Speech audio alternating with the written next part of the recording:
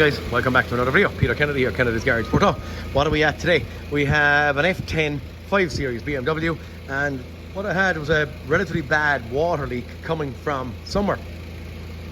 Went in, I didn't even need pressure tester on it, just coolant into the system. Could see visually down around here was all drowned wet, and I sent in a borescope trying to pinpoint our problem. This little water housing is what was causing our issue, and was leaking just from down around here.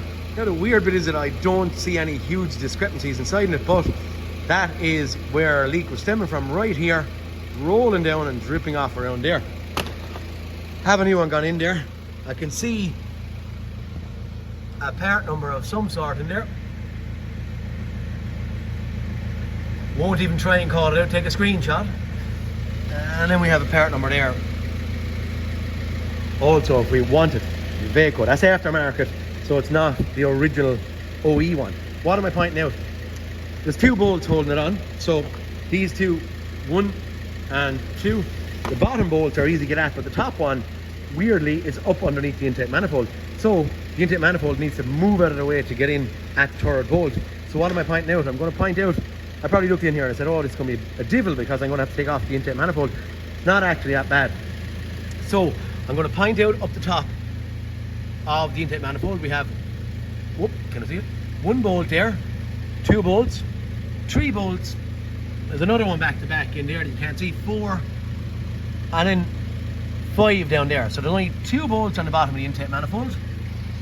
1, 2, 3 on the top of the intake manifold. A couple of clips then I popped out. On the front, purely because I didn't want to do too much stripping here, I didn't take off anything out here. There is 1 bolt holding that little bracket on that kind of supports it onto the oil air conditioning pipe there. I took out that just to give me a bit of movement. Where this item here, throttle body, bolts onto the intake manifold, and I can see it's fairly heavily blocked with carbon, but that's not my concern today. There's 3 actual size 30 Torx holding that in there. 1 and 2 on the top, or 1 and 2 when it's together, are easy to get at. There's a bottom one then you have to roll in here. I just used this little item in from the bottom, whatever way I went in there, and that was handy. And then I just took out 2 size 10 bolts and popped that out of my way, so I didn't disconnect anything. I just 3 bolts in the intake manifold, throttle body to intake manifold, 2 bolts into the EGR system, popped that back, 5 bolts around here, a couple of wire, 1 or 2 little bits of wiring harnesses I took off, map sensor. The only one was a little bit maybe not unusual, but I had to take off the wiring off the alternator, and also this little one here. It ran down around, and I think it's going on to an air conditioning pump or something. It is onto the clutch of the aircon pump. That's relatively easy. The water pipe here, as you'd all be aware of, is just very fast. I actually sent a borescope into that thing to make sure it was leaking in there, but it's not that bad. I didn't take off all the other bits and pieces, so I didn't take my intake manifold out. I just have lifted it up out of the way. I'm going to send it back down and send it back in, but it's not that big of a deal, so don't be afraid of them. What I'm basically pointing out is the intake manifold. If you wanted to take the intake manifold off for decarb, it's not that big of a deal either. This could be a tutorial for that. So intake manifold shortcut, maybe we'll call this on an F10 5 Series BMW.